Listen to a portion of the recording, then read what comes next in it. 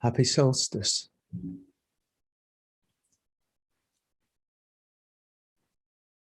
I looked at the meaning of solstice.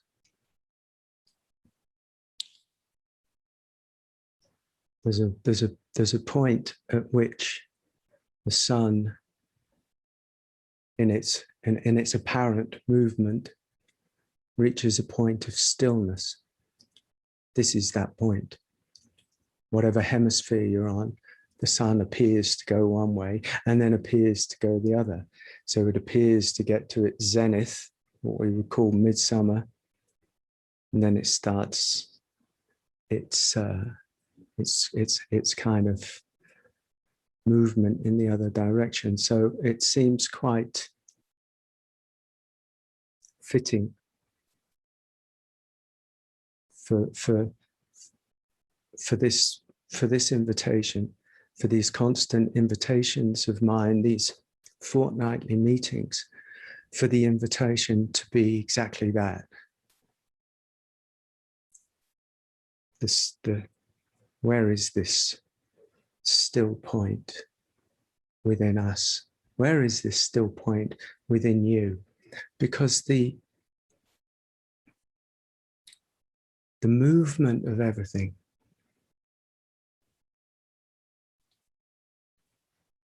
is so incessant. The waxing and waning of everything, of all things, internal things and apparently external things, is so incessant that there we are, having no idea in the conditioned state what on earth the merest mention of the still point means.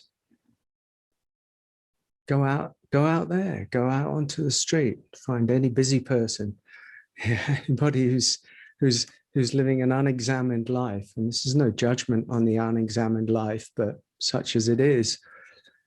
But if you say, what's your experience of the still point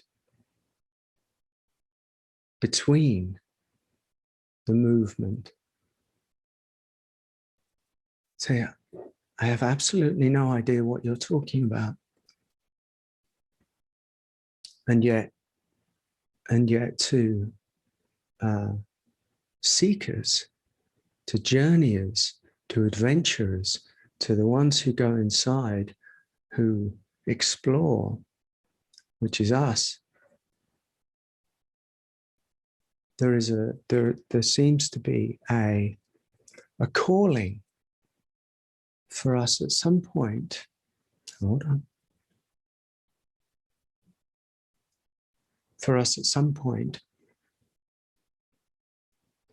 to have an ever deepening,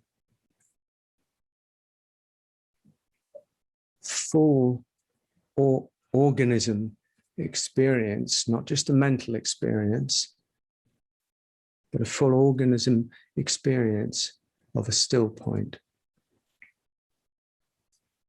And why? What on earth benefit is that? Who cares?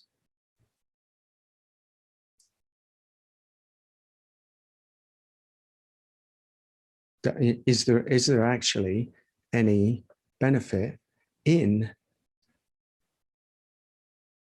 becoming aware of, inhabiting, being open to the still point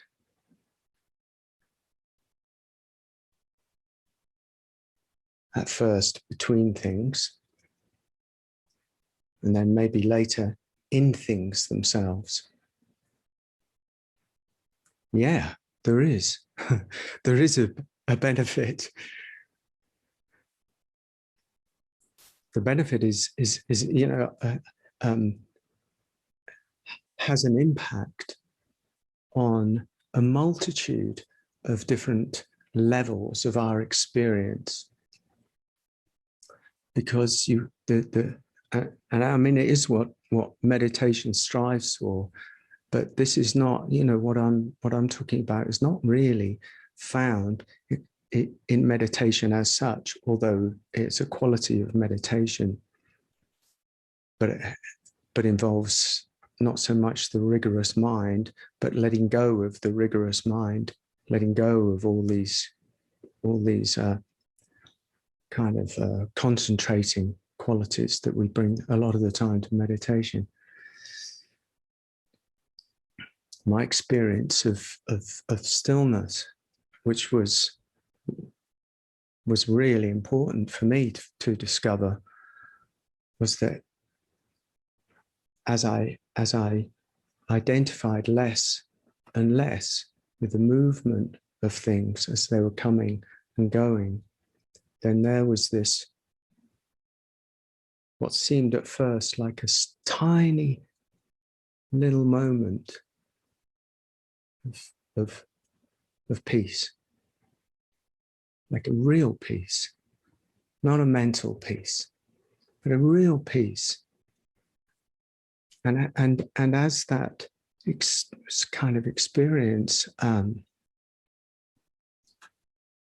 revealed itself, that's the word in a way, revealed itself, so it actually became bigger and bigger and bigger. It didn't become bigger and bigger. My ability to reside in the stillness or the silent space at the root of all things became more familiar. I became more established in it, more rooted in it.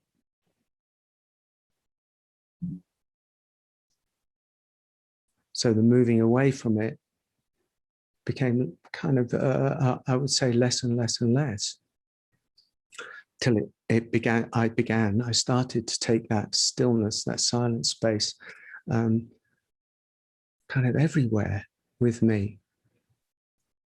And that's the benefit. That's one of the benefits.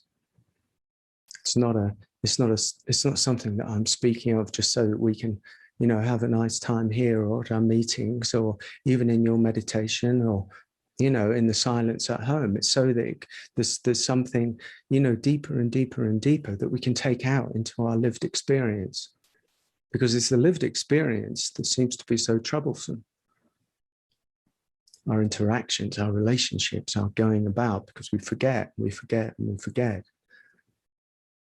But not only is it useful in a sense as in our interactions with the world, but actually what seems to happen on the very level of the organism itself, and we don't talk about this very much.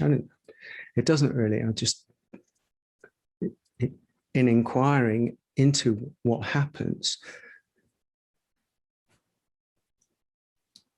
our energy bodies, our nervous systems, our immune systems, our cellular function itself has, for so many people, because of the environment that we live in and the environment that we've grown up in and the environment of this conflicted state that seems to pervade our external world in all different ways. It's the manifestation of duality within and without, and all the warringness in the world, the different factions that divided on grounds of belief and ideology and the incessant nature of opinion.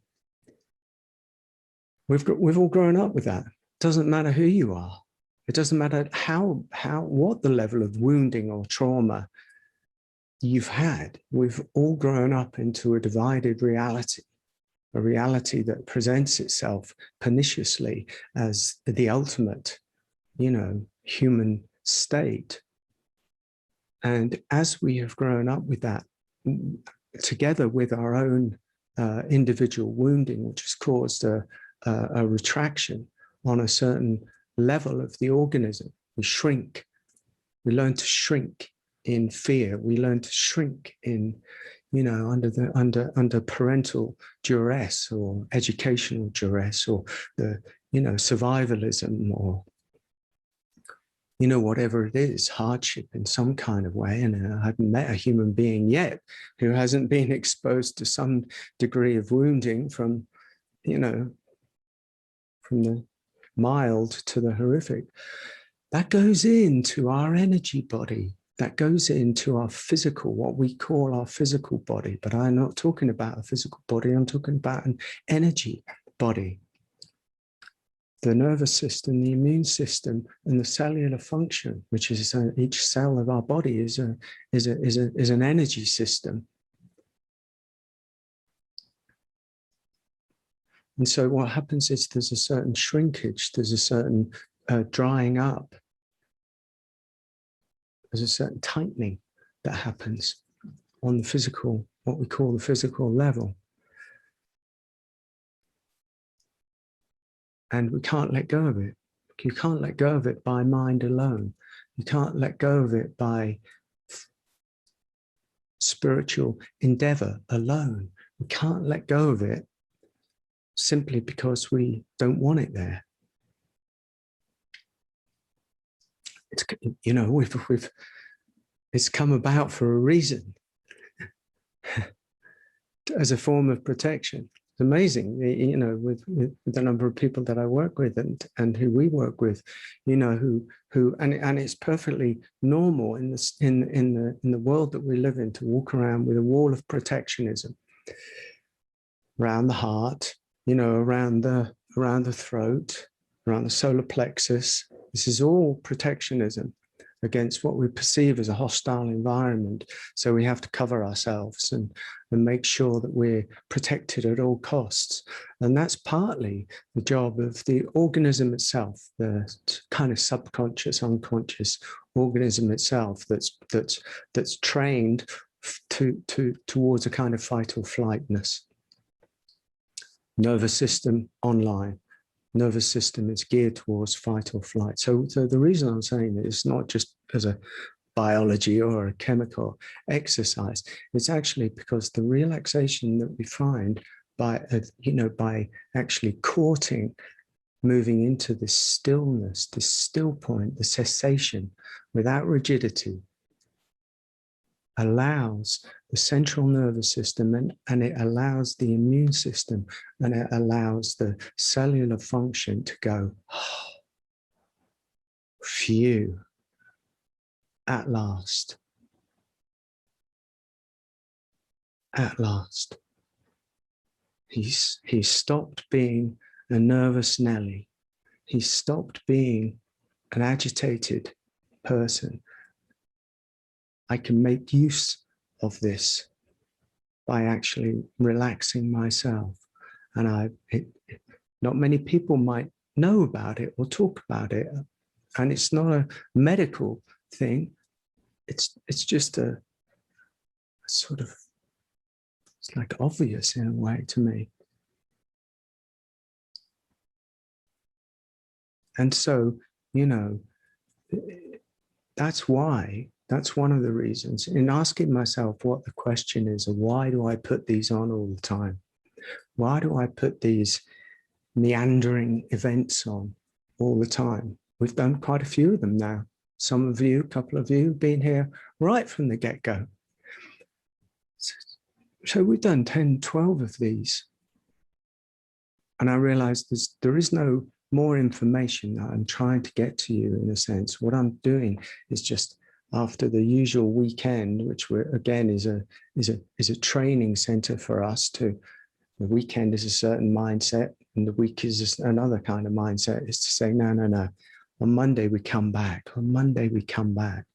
We return to the deepest. We return to the place that's deeper than the agitated self, the place that allows the wave to come in and the wave to go out, but it seeks to not find itself in the wave. Because the nature of conditioning is to find ourselves as the wave. Or if you think about it in terms of the breath, tend to be over-identified with either the out-breath in life or the in-breath in life. Those breaths are not usually even.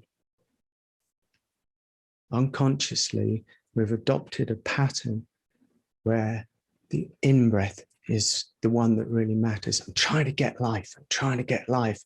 I'm trying to get as much out of life. Or I'm trying to work hard. I'm struggling with the in-breath. But the out-breath is no problem. You know, the out-breath has an urgent, whatever quality it is, or I'm struggling, you know, my out-breath is much easier, but taking in life is a struggle.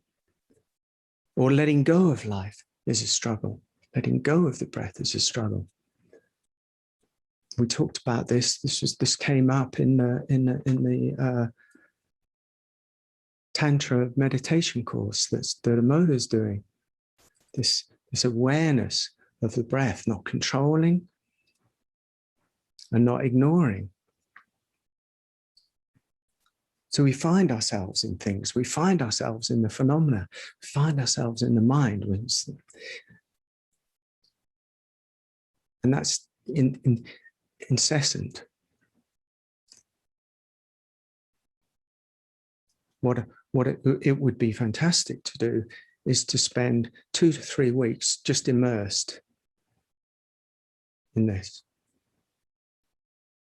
I know for myself, the value when I was back in 95, spending endless weeks, days, weeks with the wild shaman guy in Wales. And there was no sort of way out short of leaving the tribal camp.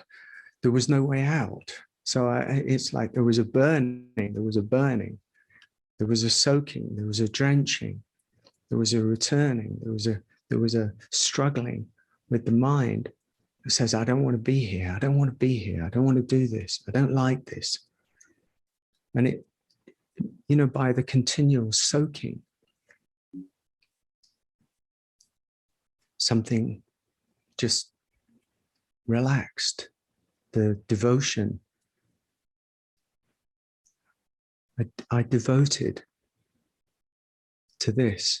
I devoted to coming back to this over and over and over and over again. So that's why I put these on as a way for you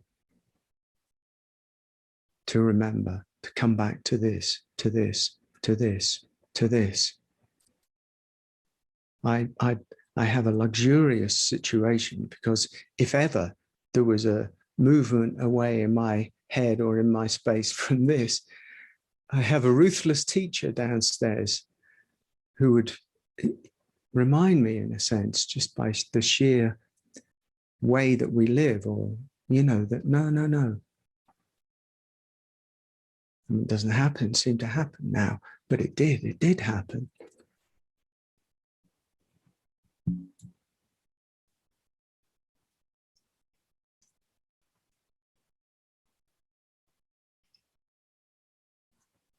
And so the solstice is a perfect juncture, is a perfect meeting time for us to see what within us. Everything is a reflection. Everything has a reflective quality. Movement of the wave. You on the beach. You sit on the beach.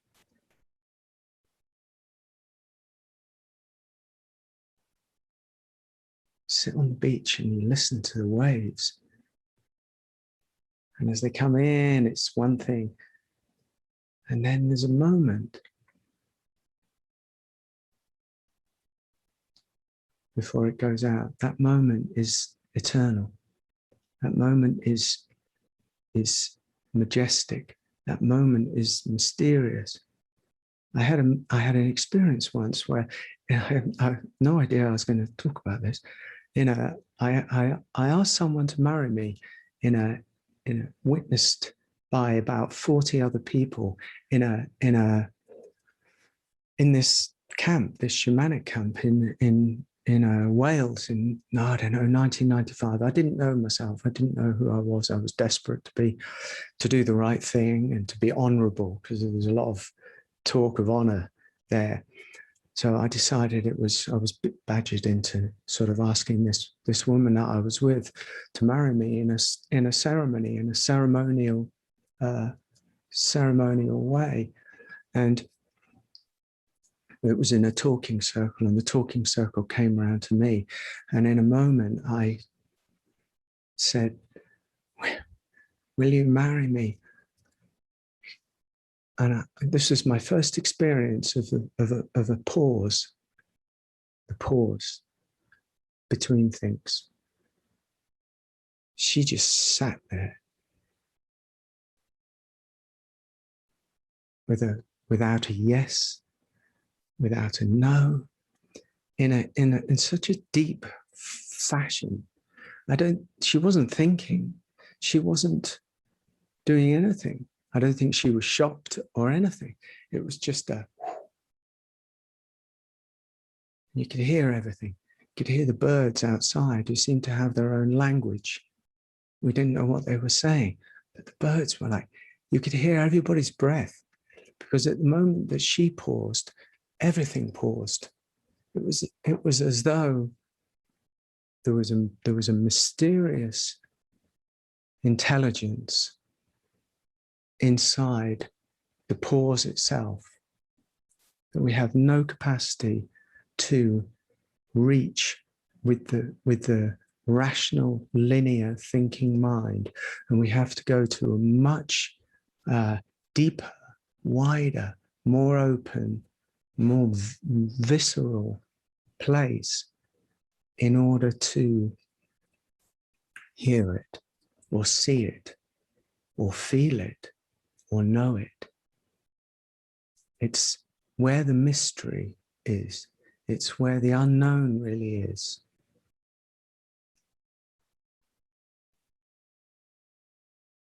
It's where beauty is. And that pause with her, it lasted, I don't know, was it, nobody was counting time. Was it a second? Was it 10 seconds? No, it was an eternity. It was an eternity, not to the mind, not to the mind. The mind is busy doing its things.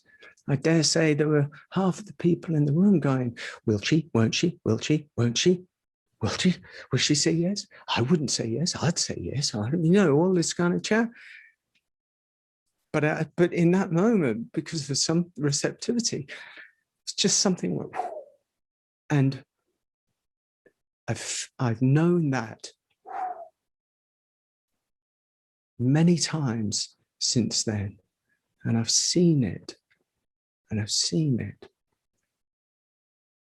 And so while we talk so much in our spiritual circles, because we like to talk about the non-dual inquiry, we like to talk about our problems, we like to talk about our wounds, and we like to talk about how to kind of somehow grapple with the awakening experience, or the very inquiry itself. And all of these are necessary and honorable and deep and useful things. Nothing gets thrown out here, and not judging anything is right or wrong, good and bad. But this is, I said it 2 weeks ago, this is a subtle place. This is a real nuanced place that we can't beat our way into it. You can't beat down the movement. You can't fight your way into a gap that is smaller than the eye of a needle. You cannot do it. You can't do it. It's too small and it's too big. So one wonders, how on earth does that mean? How on earth do I do I, you know, this, how on earth do I get into that space? And all I can keep coming to is the immersion, the immersion, the immersion, the devotion, the dedication to getting, whenever the call arises, to get quieter and quieter and quieter, and with the awareness that sees it moving, that sees that almost the tick tock. Where's the, you know, where is it not? In the tick and the tock. If we had old-fashioned clocks now, you'd know exactly what I'm talking about. Tick as it moves that way, and the tock as it moves that way. There it is in the waves. There it is in the breath. There it is in the sun. There it is in the moon. There it is, as they say, in the entire universe is expanding, expanding, expanding. It's not going to expand forever. It's going to reach a point where it goes.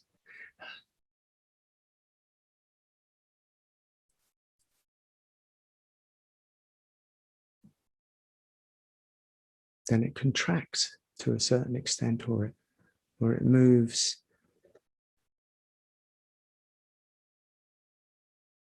in or out.